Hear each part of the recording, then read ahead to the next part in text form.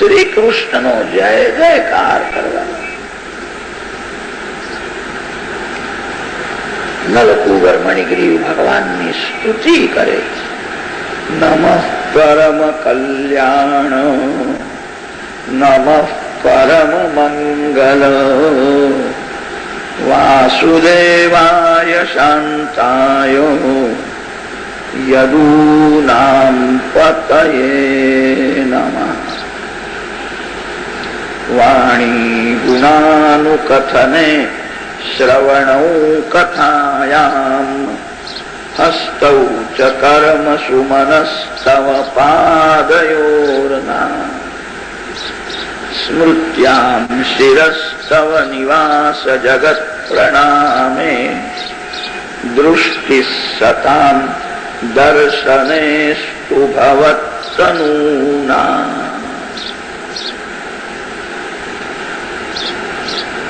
ભગવાનની સ્તુતિ કરે છે. આપ એવી કૃપા કરો અમે તમારું જ વર્ણન કરો. ભગવાનનું વર્ણન કરવાથી વાણી શુદ્ધ થાય. પરમાત્માનું વર્ણન કરવાથી મન શુદ્ધ થાય.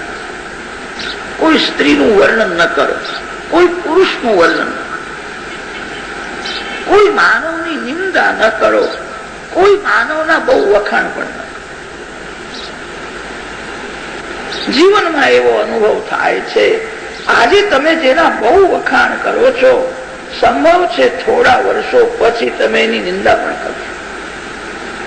સ્વભાવ બદલાય છે, પ્રારબ્ધના અનુસાર જીવન પણ બદલાય છે. અનેક વાર એવો અનુભવ થાય છે, જેનો માનવ તિરસ્કાર કરે છે એના પગ પકડવાનો પ્રસંગ આવે, એને માન આપવું પડે છે. કોઈનો તિરસ્કાર ન કરો, કોઈની નિંદા ન કરો, કોઈ માનવના બહુ વખાણ પણ નહીં. માનવનું વર્ણન કરવાથી, માનવના વખાણ કરવાથી મન બગડે છે. માનવના વખાણ કરવાથી જીભ બગડે છે. બધા સારા છે, જગતમાં કઈ ખરાબ નથી. આ જગતમાં મારા શ્રી કૃષ્ણ વિના કઈ સારું પણ નથી. તમે નાના હતા ત્યારે તમને રમકડા બહુ સારા લાગતા.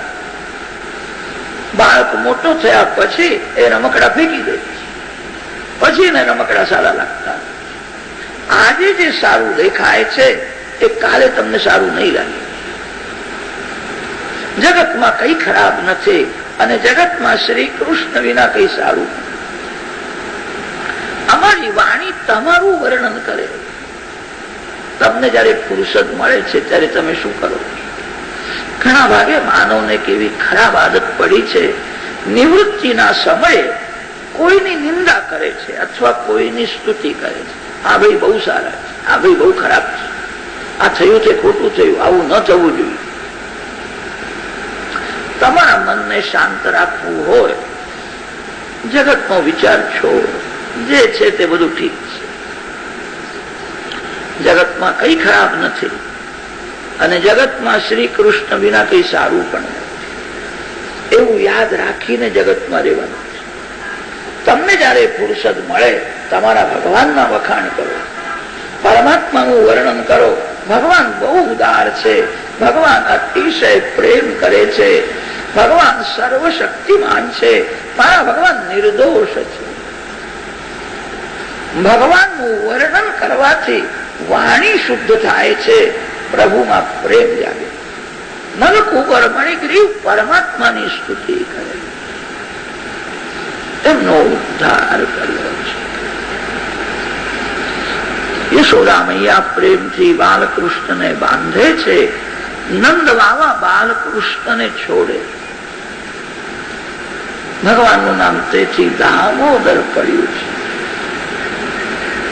ધીરે ધીરે શ્રી કૃષ્ણ મોટા થયા, 5 પૂરા થયા છે. 6ઠું વર્ષ હવે શરૂ થયું. એક દિવસ બાલકૃષ્ણ બોલે છે, માં હવે હું મોટો થયો, મારે ગાયોની સેવા કરવી, હું ગોપાળ થવું એવી મારી ઈચ્છા છે. હું ગાયોની સેવા કરવા માટે જ અહીં આવ્યો. યશોદામાની બહુ ઈચ્છા હતી કે કનૈયો આંખથી બહુ દૂર ન જાય. ગોપાળ થઈ જશે તો સવારે ગાયોને લઈ જશે, તે સાયંકાળે ઘેર પાછો આવશે. આખો દિવસ મને કનૈયો દેખાશે. માનો એવો પ્રેમ હતો, મારો કનૈયો આંખથી દૂર ન જાય. કનૈયો હટ કરે છે, મારે ગોપાળ થવું, મારે ગાયોની સેવા કરવી. યશોદામાં સમજાવે છે, હજુ તું નાનો છું, 11 વર્ષનો તું થા, પછી હું તને ગોપાળ બનાવીશ. કેટલી ગાયો મારકણી હોય, તને કોઈ મારે તો કે મને કોઈ ગાય નહીં મારે. માં હું ગાયોની સેવા કરવા માટે જ અહીં આવ્યો છું. માં પૂર્વ જન્મમાં મેં બધું કર્યું, પણ મેં ગાયોની સેવા કરી નહીં.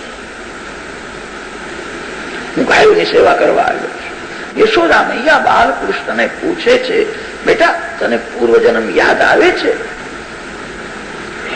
દાદાએ કહ્યું બધું યાદ આવતું નથી, પણ આંખ બંધ કરીને બેસું તો થોડું થોડું દેખાય કે બેટા તું પૂર્વજન્મમાં કોણ હતો? યશોદા મૈયા પૂછે છે. દાદાએ કહ્યું માં મને એવું દેખાય છે હું મોટો રાજા હતો, મારો રાજમહેલ બહુ મોટો હતો, એ રાજમહેલ છોડીને હું અહીં આવ્યો છું. પૂર્વજન્મમાં હું બહુ મોટો રાજા હતો, મેં બધું કર્યું પણ ગાયોની સેવા કરી નથી. શ્રી રામ એ જ શ્રી કૃષ્ણ થયા. રામાવતારમાં બધું કર્યું છે.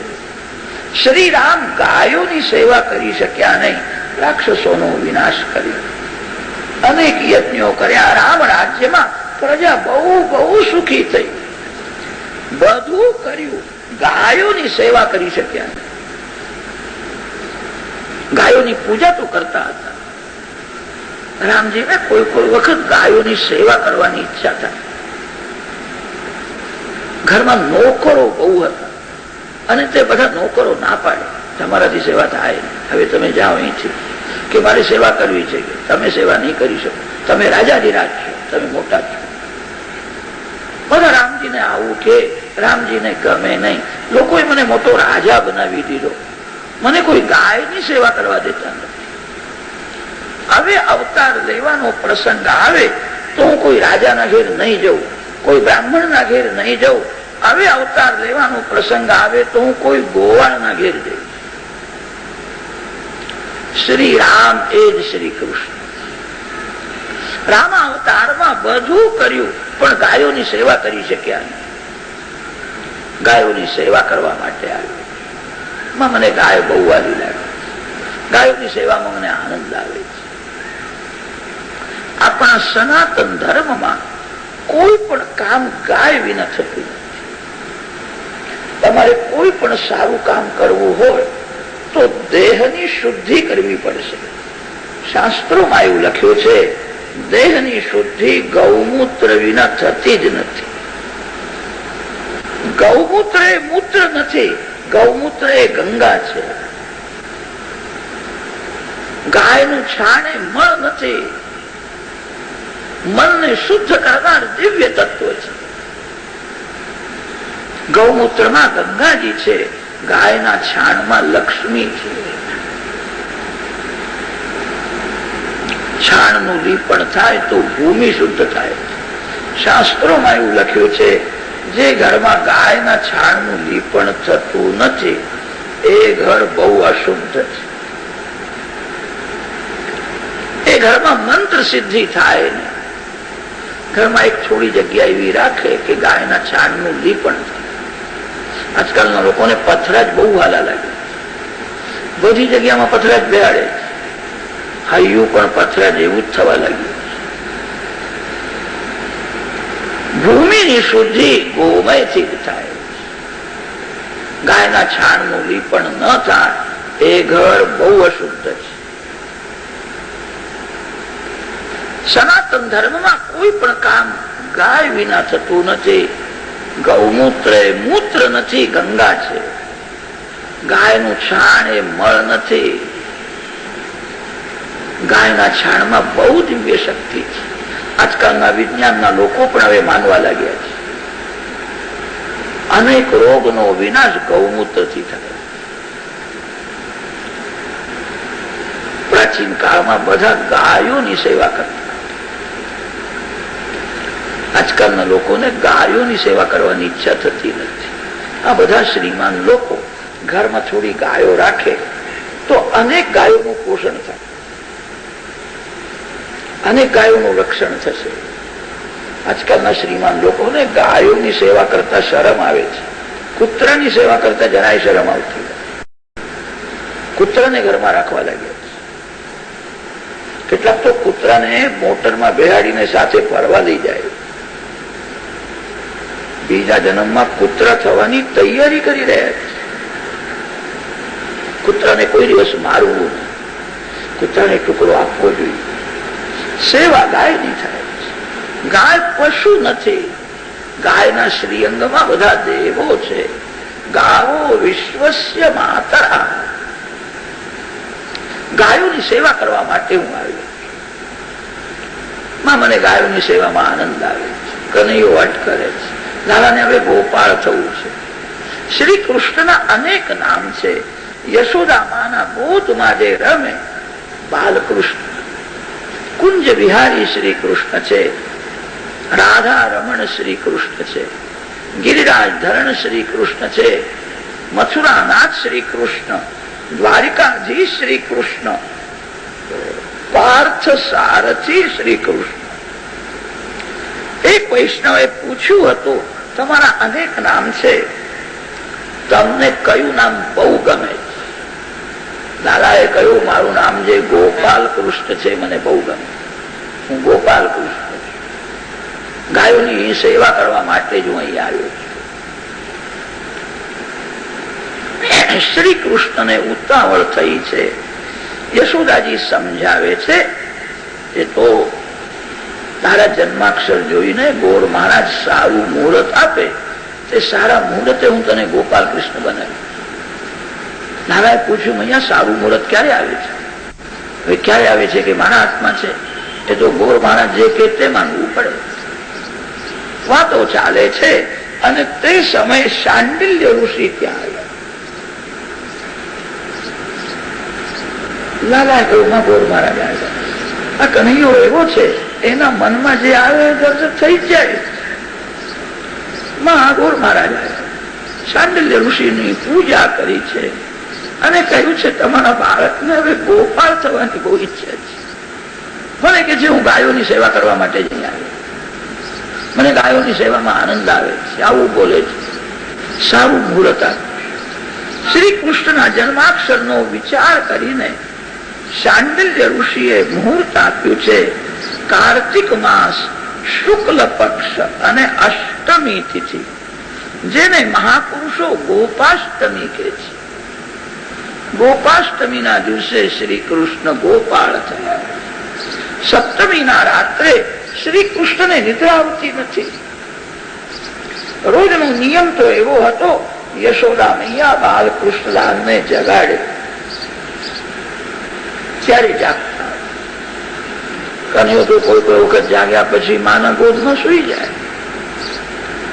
માં સમજાવે છે, બેટા હવે સૂર્યોદયનો સમય થયો. પ્રેમથી જગાડે ત્યારે જાગતો હતો. આજે તો કનૈયો માને જગાડે. માતું ઉઠ, માતું ઉઠ. યશોદાજીએ કહ્યું, બેટા હજુ તો 2 વાગ્યા છે, અત્યારથી ઉઠીને શું કરવું છે? મારે ગાયોની સેવા કરવી છે. આજે સ્વપ્નમાં મને ગાયોના દર્શન થયા. સ્વપ્નમાં ગાય માતાના દર્શન એ મહાન શુભ શક્તિ. પ્રાતઃકાલમાં સ્નાન કર્યું છે, ગાયોની પૂજા કરી છે, ગાયોના મુખમાં લાડુ આપે છે, ગાયોને વંદન કરે છે, ગાયો હૃદયથી આશીર્વાદ આપે છે. ગોપાલ કૃષ્ણનો જય જયકાર.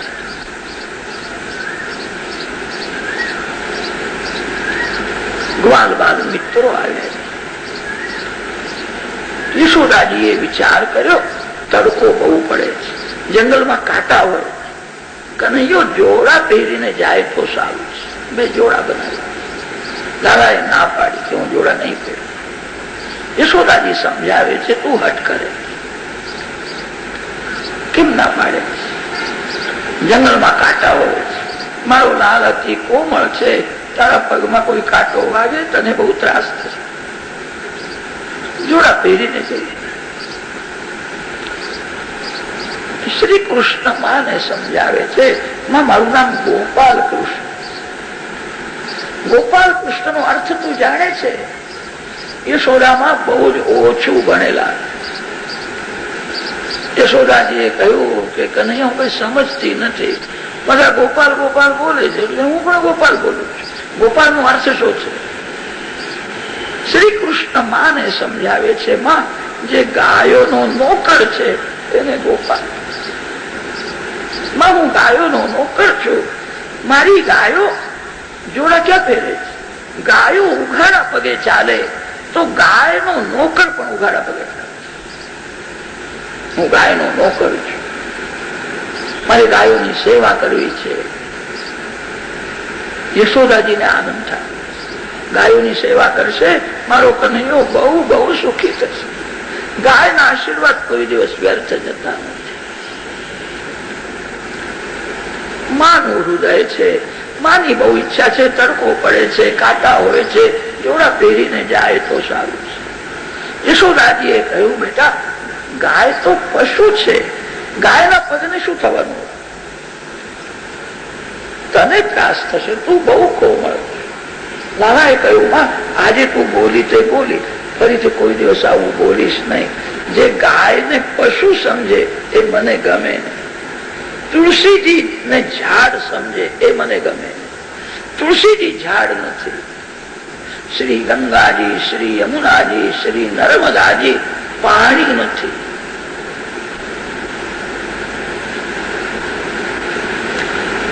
શ્રી હનુમાનજી મહારાજનું સ્વરૂપ વાનરના જેવું દેખાય છે.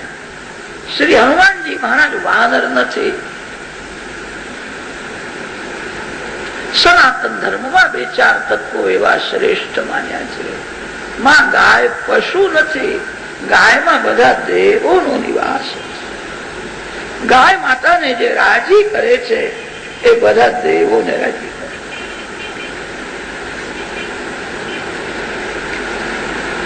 ગાયોના પાછળ પાછળ હું સેવા કરવા જઉં છું. માં તું ચિંતા કરીશ.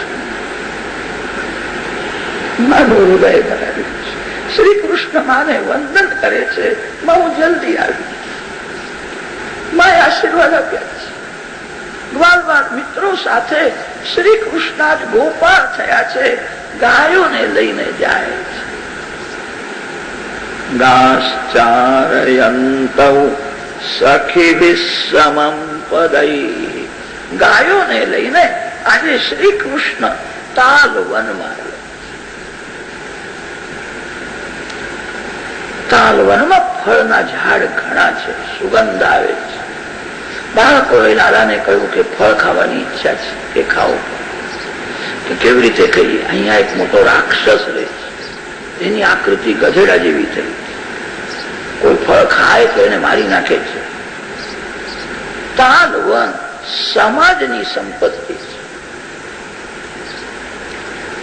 ધેનુકાસુર ઘણા દિવસોથી ત્યાં રહેતો હતો. જબરદસ્તીથી માલિક થયો હતો કે હું જ માલિક છું, આ બધું મારું જ છે. દેવનું ધન, દેશનું ધન, સમાજનું ધન જે ભોગ વિલાસમાં વાપરે છે એ ગધેડો થાય. દેવધનનો સદુપયોગ કરો. દેશનું ધન, સમાજનું ધન બહુ વિવેકથી એનો સદુપયોગ. તાલવન સમાજની સંપત્તિ હતી. આ ધેનુકાસુર જબરદસ્તીથી માલિક થયો હતો. કોઈને ફળ ખાવા દે નહીં, ફળ સડી જાય. કોઈ ફળ ખાવા જાય તો એને મારી નાખે. તેની આકૃતિ ગધેડાના જેવી થઈ ગઈ. આપણા શાસ્ત્રોમાં એવું વર્ણન છે, સંસારમાં જેટલા જળ પદાર્થો છે બધા પદાર્થોના અભિમાની એક એક દેવ હોય. કોઈ જળ વસ્તુનો તિરસ્કાર ન કરો, કોઈ જળ વસ્તુનું અપમાન ન કરો. પ્રત્યેક જળ વસ્તુના અભિમાની દેવ છે. કથામાં કેટલાક લોકો આસન લઈને આવે કે મારા આસન ઉપર હું બેસીને કથા. કદાચ હું આસન કોઈ ઉઠાવીને દૂર ફેંકી દે તો એમને ખોટું લાગે છે, મારું આસન ઉઠાવી. આસન મારું છે. જેનું આસન છે એને ખોટું લાગે છે.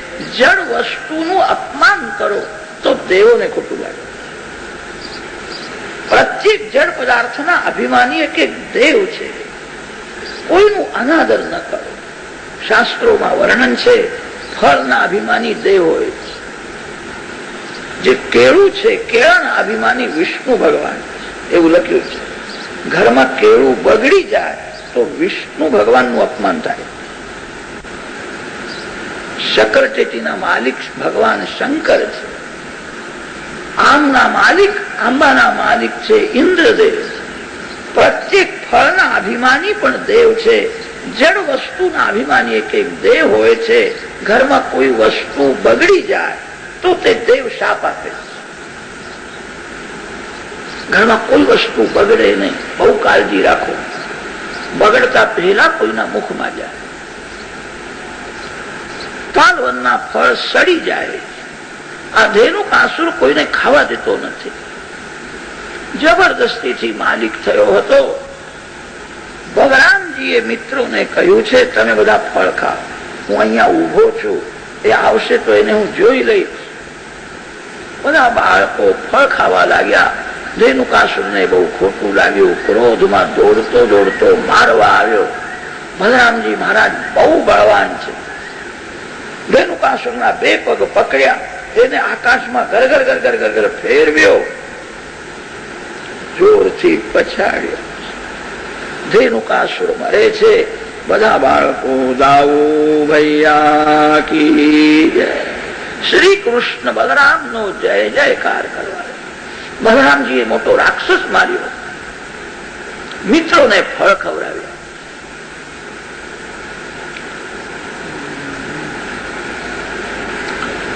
ધેનુકાસુર દેહાધ્યાસ. શરીર તે હું છું અને શરીરનું સુખ એ જ મારું સુખ એવું સમજે એને સંસ્કૃત ભાષામાં દેહાધ્યાસ કહે. શરીર તો માટીનું પૂતળું છે. આ શરીર માટીમાં મળવાનું છે. શરીરનું સુખ તમારું સુખ નથી.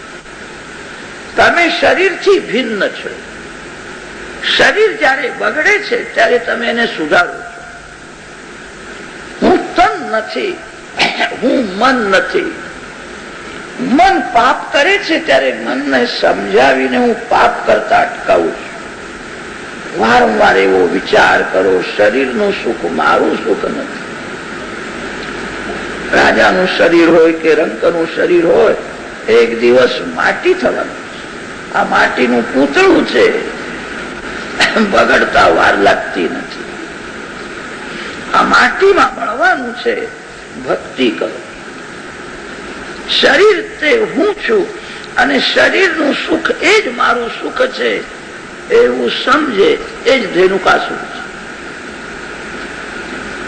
ધેનુકાસુરને બલરામજી મારે છે. બલરામ શબ્દ બ્રહ્મનું સ્વરૂપ છે. શબ્દ બ્રહ્મની ઉપાસના કરો. વારંવાર એવું બોલો, આ શરીરનું સુખ મારું સુખ નથી. હું આંખ નથી, હું જીભ નથી.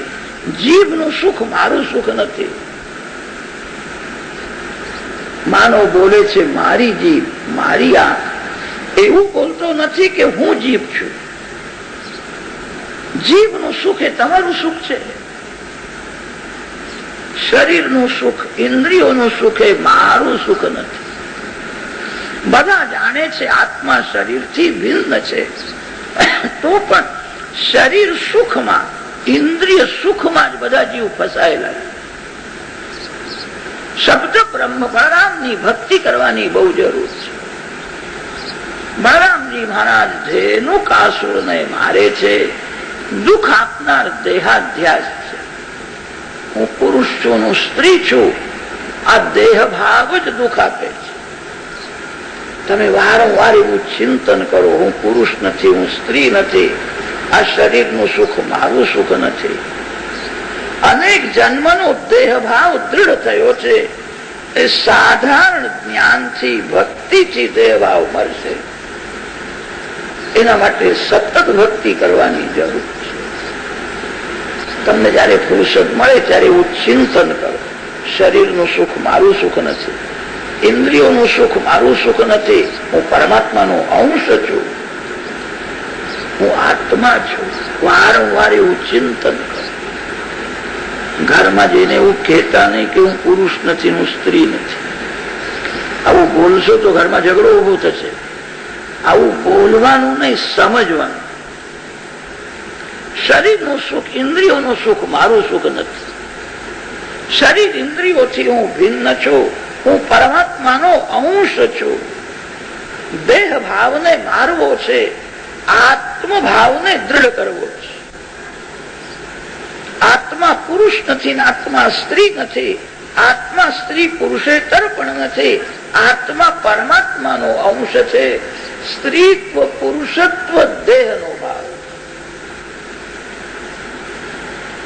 શરીરનું સુખ મારું સુખ નથી. વારંવાર એવું ચિંતન કરો.